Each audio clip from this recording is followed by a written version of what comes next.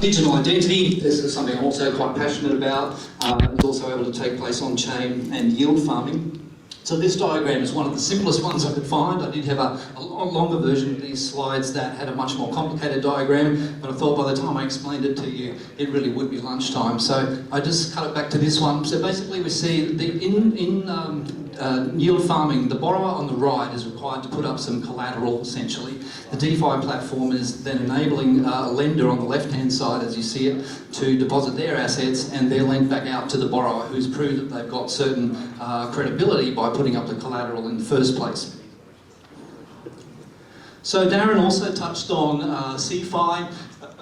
We see when we talk TradFi across to DeFi, there are probably these three main pillars, three main tiers of finance that we talk about to distinguish between levels of custody and levels of control that the individual user actually has. So as we heard right back in the Before Real presentation this morning, TradFi, things are quite locked down. The passwords and pins that you use are all either known to or controlled by the bank, so we're used to that TradFi system. In centralised finance, some of that control moves away, but not all of it. So in a centralised finance, as we talk about in the crypto space, the centralised exchange will still have more control over your keys than you will necessarily. So pure degens will say, let's move across to the right and let's get into the pure decentralised finance, where we have what we call non-custodial wallets, where this really is, as Todd was saying, it was Todd, wasn't it? In the first presentation was saying, not your keys, not your crypto, and I think Darren said that as well. So non-custodial wallets and peer-to-peer trading of digital assets. So those three pillars are quite important to know.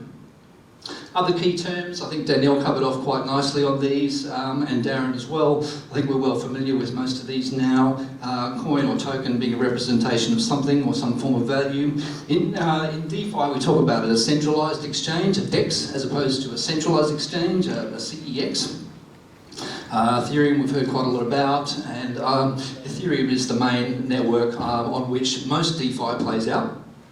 Just due to the availability of those smart contracts that Darren talked about earlier, where a set of predefined actions and events are able to play out based on the cleverness of the programmers who are putting that in place in order for it to be enacted when certain conditions are reached. So one of the ways in which you most commonly onboard into crypto is by converting your fiat into a stable coin, quite commonly a USDC or a USDT, which is probably quite familiar to people in the room. And those stable coins are then one of the primary stores of value as the entry point into those ecosystems. So Ethereum we mentioned about. Another key term to get in there is composability. So one of the benefits and beauties of Ethereum has been its composability, and it is providing that settlement layer for a lot of the DeFi transactions. Excuse me. Solana, we've heard about this morning. Solana has had some reliability issues this year, but it is an up-and-comer overall in terms of allowing faster transactions to happen in a faster time frame. And for our Bitcoin friends, there is DeFi on Bitcoin, so Bitcoin gets a mention here as well. There are some such as DLC, I had to look this up to be honest, DG Labs and SuredBits and others that are happening. But many other chains on which DeFi is being played out, including Polkadot, Avalanche, Cardano, Polygon and Binance Smart Chain, among many others. Just to list a few of the key exchanges. We've heard quite a bit about Uniswap this morning. Uniswap is quite dynamic. I've listed there the networks on which a lot of this plays out as well, different networks for some of these different exchanges, and they're some of the most popular ones there. Lending platforms, MakerDAO is very well known, Aave. Three on the right there have been a bit in the naughty corner this year for different reasons. Solend has had some challenges, and Celsius and BlockFi for different but no less problematic or concerning reasons. So Australian examples, there's plenty of DeFi going on in Australia. We've got right here on the Gold Coast, I'm not sure if anyone from Pangolin Dex is here today, but right here on the Gold Coast, Pangolin Dex, they're providing a decentralised exchange on Avalanche and Ethereum. Then there's Gravity Finance, from whom we're going to hear later today, I believe.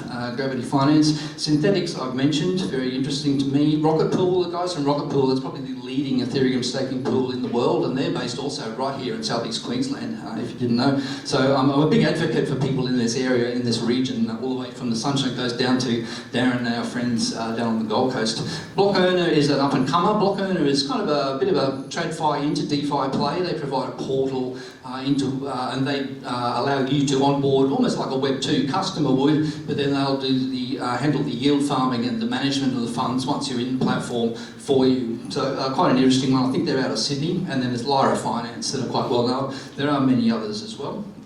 So we've heard a little bit today about some of the challenges. I'm appreciating from Merlo.eth, my other friend Matt, that we'd heard about the taxation and some of the regulatory aspects. I would concur with everything you said there. Unfortunately, we are going to need to do things right, because I think in many cases, unless you're very good at hiding stuff, the ATO are going to find you. But in terms of DeFi activity, it spans many domains of traditional finance done in that different way, and that's really what we're talking about. So regulators really are going to have to either use current legislation, retrofit legislation, or come up with new legislation. So it's going to be very interesting to see how that plays out. And in Australia, we certainly look to the US and UK and Europe for guidance. And we're all very interested in seeing how that legislative environment plays out. Tax, yes, as Matt from Merlo.eth or Merlo_eth touched on, basically your activities in DeFi will be, as far as the ATO is concerned, treated in the same way as any other capital gains or events activities or happenings as they would for normal crypto. There's no real difference. There's no specific guidance, certainly, that I've been able to see in my research. So just to wrap up, where to next for DeFi? We've had some challenges in the space this year. It's quite well known. A lot of people got hurt with the sudden and rather alarming decline when the USDT stablecoin lost its algorithmic peg. That was possibly down to the selfish actions of a couple of people, but we won't go into that, maybe over lunch and a stiff drink. And then Celsius and BlockFi, unfortunately, for different reasons. There are large sums of money involved here. We're talking many hundreds of millions of dollars in some of these cases. So there are some very expensive games being played here, and there are some challenges around the way that's been done. So a pure decentralised finance advocate would say that was a reflection of what happened, because those platforms are too centralised in essence. But we won't go too much. I don't want to get into sort of too negative territory to finish on here. But looking forward, what we see, and again I would concur with some of the stuff that's been said earlier this morning, there will be additional and modified regulation, I think, to come in response to the crises we've seen play out this year. I don't think we can get away from that. But what we're trying to do at AusDeFi, and also with our friends at Blockchain Australia, is to feed into calls for information from the regulators and from the authorities to actually try and get what we think are the educated and the right messages across. You know, we want to actually explain what these terms mean. We want to actually get in there and work with the people at the agency level, because they're the ones that are actually going to feed these papers back up to the minister, ultimately for the minister to then put something to cabinet and get decisions made. So it's really quite important, and we see that as part of our advocacy efforts as what we do at AusDeFi. So I think I'm probably out of time. I've tried to keep it pretty much a quick whip around of decentralised finance, but I hope that's been slightly educational and interesting for you. At @MattHooper_NFT. I'm operating as a Web3 advisor, and you'll find out a bit more if you click through onto my Twitter. You can click through and check out my bio. I've done a new bio up on Notion that you can click through to and find out a bit more about some of the services that I'm providing. AusDeFi, to give a quick plug, thank you Jason, is a community-based organisation. We have a 900-member Discord, and we're based out of Sydney. And we really are about education, and we really resonate with what Jason's doing, actually, so thank you, Jason. Never met Jason in person until this morning, but I feel like I have, because of the number of spaces we've spent time on together, so thank you for that, it's been good. But AusDeFi Association meetups right around the country, including here in Brisbane now on a monthly basis, and we've got our next one coming up in 3 weeks, so I'm very excited. It's going to feature women in Web3. It's actually a celebration of women in tech, and we're actually going to have, we have already a panel of 5 female speakers who are going to be speaking on that night. That's Thursday the 18th, so you'll find all the details about that if you click through on my profile. We do a lot of advocacy, community efforts, Substack newsletters, weekly spaces at 6 p.m. on a Monday, and we're very active in trying to build the community and get the right messages out. So thank you for listening and enjoy your lunch.